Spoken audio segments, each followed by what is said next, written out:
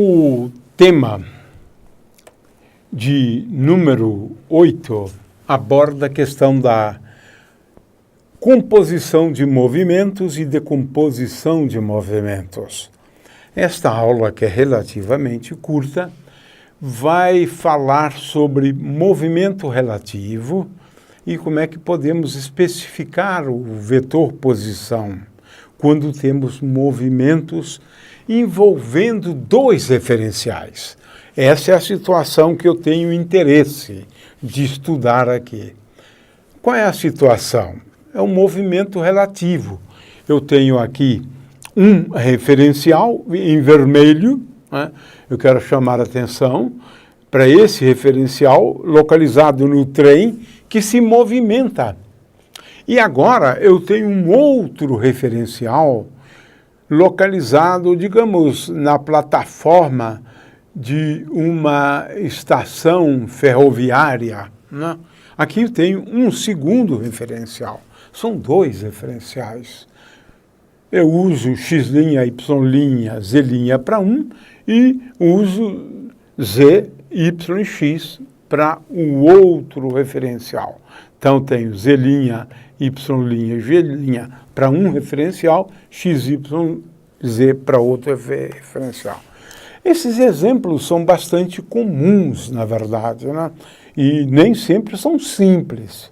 Vou estudar só casos simples. Por exemplo, eu posso ter um referencial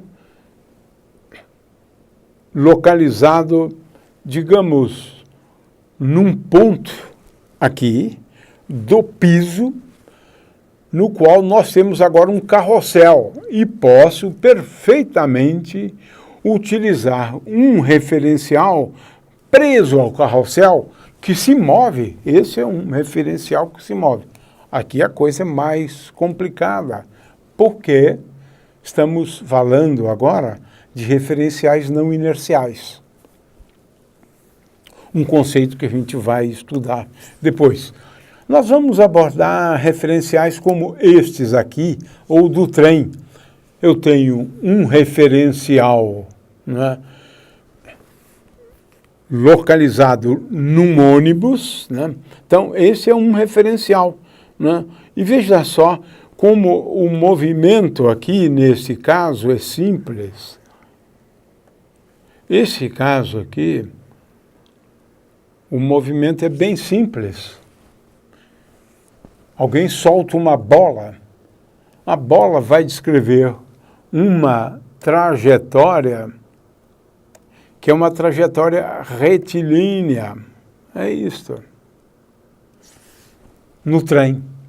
Agora, quem está olhando fora não vai ver isso, não.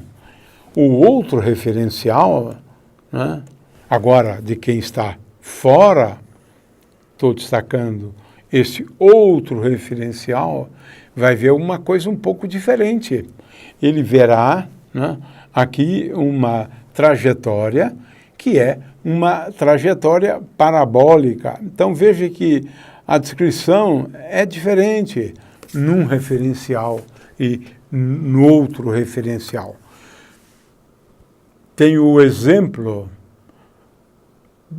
de um barco que se move e alguém localizado na praia. Dois referenciais, alguém na praia e um referencial localizado sobre o barco, esse outro referencial. Para esse referencial, estas caixas estão em repouso. Para esse referencial, as caixas estão em movimento. De forma que o nosso problema aqui é esse, estudar o que acontece quando tenho dois referenciais em movimento de translação. Esse é o caso mais simples possível. Mais simples possível. Os eixos permanecem sempre nos dois referenciais. Os eixos são paralelos. Veja que aqui eu tenho esse eixo, esse outro eixo, e agora o outro eixo, e eles são paralelos ao os eixos do outro referencial, eixo Y, eixo X e eixo Z. Veja, são paralelos. Z é paralela a Z', Z' é paralela. Esse é o caso mais simples. Esse é o que vamos descrever logo em seguida. O que eu quero chamar a atenção, e isso pode ser visto já, né, é o seguinte: não é difícil ver que, se eu tenho um determinado objeto, né, como, por exemplo, uma abelha aqui, né, então a posição desta abelha no referencial em escuro aqui, nesse referencial, o vetor posição da abelha é R. Para o referencial azul, o vetor posição é R', linha em azul.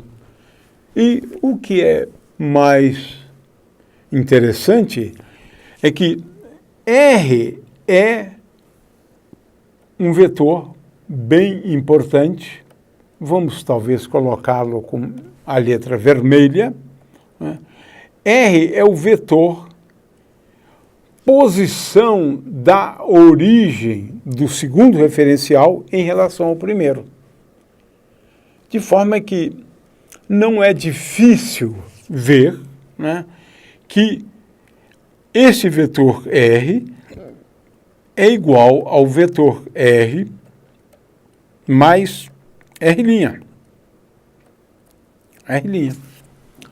Essa é a expressão fundamental que queremos chamar a atenção. Se eu souber, por exemplo, este vetor R como função do tempo, é fácil saber o vetor R' e o vetor R, né, conhecendo qualquer um dos dois. Ou seja, as coordenadas da coordenada X desse ponto são relacionadas assim.